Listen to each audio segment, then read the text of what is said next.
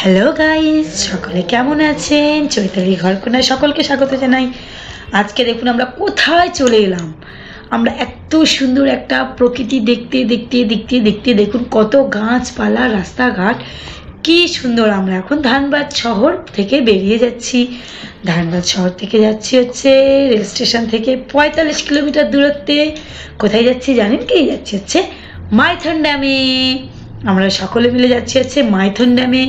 ঠিক Dhanbad rail station থেকে 45 kilometre ওখানে যেতে লাগবে।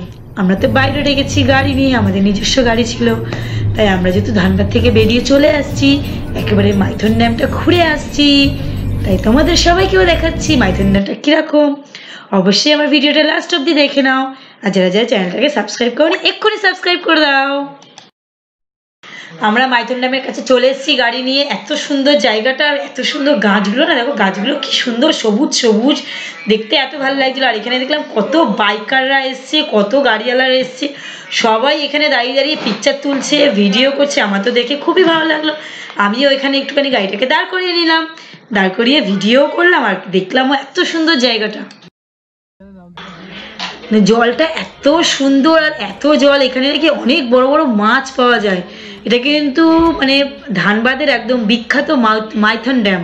এত সুন্দর ড্যাম, ভাবছিলাম যে যাবো কি যাবো না, আসবো কি আসবো না। আগের দিন আসার কথা ছিল, আমরা আগের দিন আসতে পারিনি, তাই আজকে বাড়িতে আসার পথে আমরা দেখে নিলাম এত সুন্দর ড্যামটা। দুপাশে জল একদম, এটা হচ্ছে আমরা ব্রিজের ওপরে একদম দাঁড়িয়ে রয়েছি।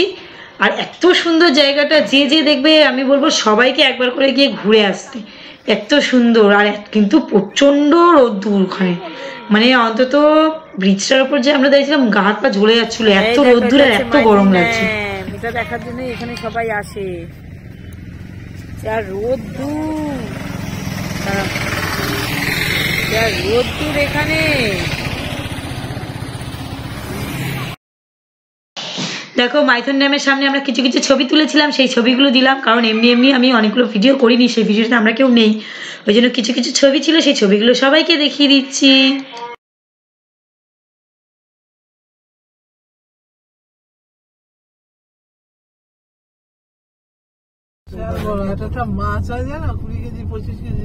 In 300 meters, turn right. এটা অনেক বড় বলছে।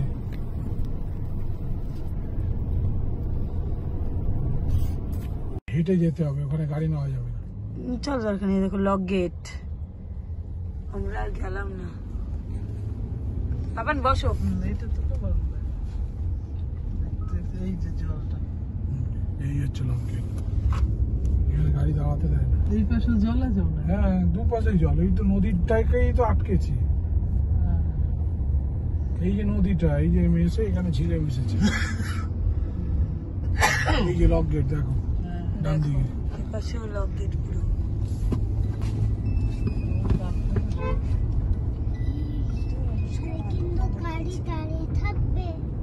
এখানে ফটো তোলা নিষেধ।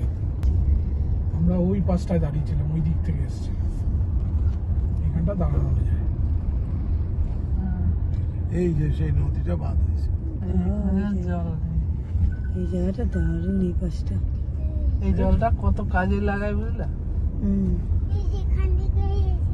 এই জলটা মানে পাহাড় আছে তো, খাবারেরও মনে হয় কোনো জলের সাপ্লাই। কালকে এখানেই আসা উচিত ছিল তোমাদের।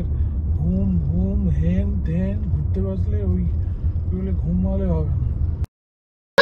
দেখো এখন হচ্ছে এই যে দেখছো মৈথুন ড্যামটার সামনে কত বড় একটা পাহাড়, দেখো কত সুন্দর লাগছে, সবুজ পুরো পাহাড়টা ঘেরা। আমার একটুখানি ইচ্ছে ছিল দাঁড়িয়ে মানে ফটো তোলার বা তোমাদের ভালো করে দেখানো, কিন্তু আমি পারলাম না, কারণ আমাকে বাই রোডে বাড়িতে আসতে হবে কলকাতা একদিনের মধ্যে।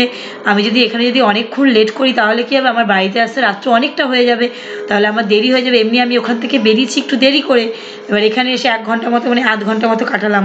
আবার আমি এখান থেকে আরেকটা জায়গায় যাওয়ার পথে, সেটা তোমাদেরকে আমি নেক্সট পার্টে দেখাচ্ছি কোথায় যাচ্ছি।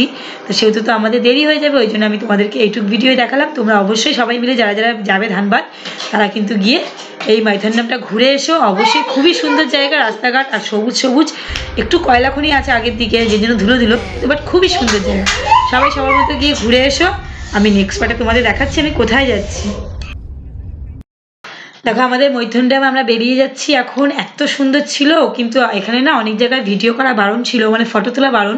তাহলে আমি কিছু কিছু জায়গায় ভিডিও করেছি, এর সামনে যেটুকু আছে ওটুকু পুরোপুরি ভিডিও করা বারণ আছে। আমি আস্তে ধীরে তোমাদের জন্য এইখানে ভিডিওটা শেষ করব। দেখো আমরা যেহেতু যাচ্ছি, এখন আমরা যাবো হচ্ছে কল্যাণেশ্বরী মন্দির, ওখান থেকে তোমাদের নেক্সট পার্টে দেখাবো। পাহাড়ের ওপরে যাচ্ছি, এখন যাচ্ছি হচ্ছে কল্যাণেশ্বর মন্দির। রাস্তাগুলো সব হচ্ছে এইরকম, মানে পাহাড়ের উপর থেকে শুধু এঁকে বেঁকে এঁকে বেঁকে। পাহাড়ের উপরে মন্দির, গাড়ি তলা রেখে যাবি, মানে এই যেরকম যাচ্ছে তার পাশেই হবে তো, গাড়ি এত মন্দিরের কাছে